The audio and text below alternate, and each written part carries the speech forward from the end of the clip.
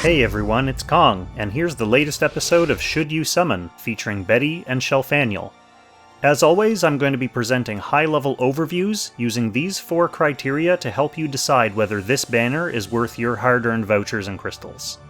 How they fit into your team, whether they unlock any bonds, what kind of content they get used for, and their future availability. So let's hop right into this Raid Up banner featuring Betty and Shelfaniel running from June 11th to June 24th. Now it's important to remember that this is not a Destiny banner, so it's definitely possible to summon off-banner heroes even on your first SSR. Depending on your opinion of these heroes, that might not be a bad thing. So first let's take a look at Betty. Betty is infamously a contender for one of the game's worst SSR units. She's a tank who takes reduced damage from AoE attacks, and if someone attacks a nearby ally, the attacker takes fixed damage and has a chance of being debuffed. Most of the rest of her kit is made up of passive support skills and skills that facilitate physical tanking, which means she can't actually do much other than take hits. She doesn't have a 3-cost skill yet, and maybe it could rehabilitate her as a unit when it does come out. In the meantime, she has to make do with a unique helm coming out in September that boosts fixed damage by up to 30%. This will at least synergize with her talent, but it's not quite enough. She's a member of Legion of Glory, buffed by Ledin, Elwyn, and Grenier, Empire's Honor, buffed by Bernhardt, Leon, and Lance, and Dark Reincarnation, buffed by Bozel. For bonds, thankfully Betty's not required to unlock any other character's bonds currently, and for her own bonds she only needs Lance. For content, technically she's on faction for Leviar, Scylla, and Valkyrie in the Eternal Temple, but she probably won't be much help in those fights.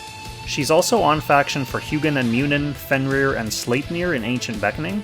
The only place I've truly seen her get decent use is in AI Arena defense teams, where she'll usually be facing off against mindless AoE bots who don't really know how to avoid her strengths. For availability, she will be coming back in October on a Destiny banner alongside Emilia and Ares. Honestly, the main reason to summon her is probably to knock her out of the Destiny pool for banners like that, to narrow your guaranteed units down to a better selection. Next we'll take a look at Shelfaniel. Her talent is like a guaranteed mini clock. Whenever she deals damage with a skill, it reduces the cooldown of that skill by up to 3, depending on your star level. This allows her to cycle through powerful AoE skills like Desiccate, Demolish, and Heaven's Sanction with ease. She also doesn't have a 3-cost skill yet, but she does have a unique helm that has a 30% chance to grant +1 range and +1 span to her skills. So this pairs with her AoE cycling quite nicely. She's a member of Princess Alliance, buffed by Luna and Shelfaniel, and Yales Legends, buffed by Landius and Sigma. So she does carry her own faction buff for Princess Alliance, which increases skill damage by 12%. It's a pretty good one. For bonds, she unlocks the attack bonds for Angelina and Serena, and the defensive bond for Lanford.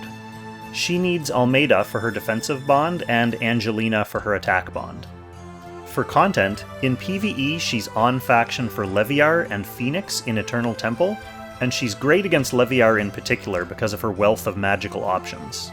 She's also on faction for Nidhogg in Ancient Beckoning, and of course her skills and talent make her quite helpful against the pesky Ice Dragon, against the even peskier Treasure Goblins, and for that matter in any generalized AoE bomb team, like in Timeless Trials for example.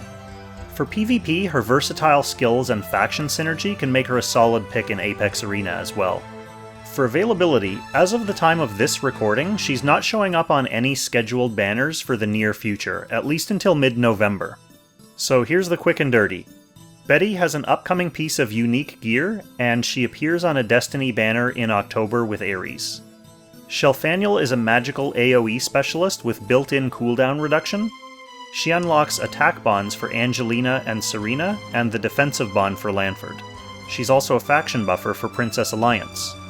In general, I would recommend to avoid summoning on this banner unless you really need Shelfaniel for your team. If you're building a Princess core team, or if you're building an AoE core team and you really need her, even then you're looking at a 40% chance of summoning the character you need, with no guarantee that the first one is even going to be on banner. Unless something dramatically changes with Betty, then she's pretty skippable. Now, just a reminder about upcoming banners. Next week should be the Destiny banner featuring Illustrial, Young Jessica, and Dehart. The one after that, when this Betty and Shelfaniel banner expires, should be Ledden, Rachel, and Altamüller.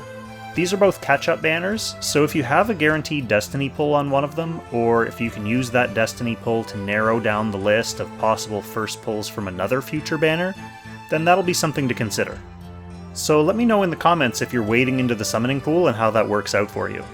Thanks again for watching, and I'll catch you in the next Should You Summon.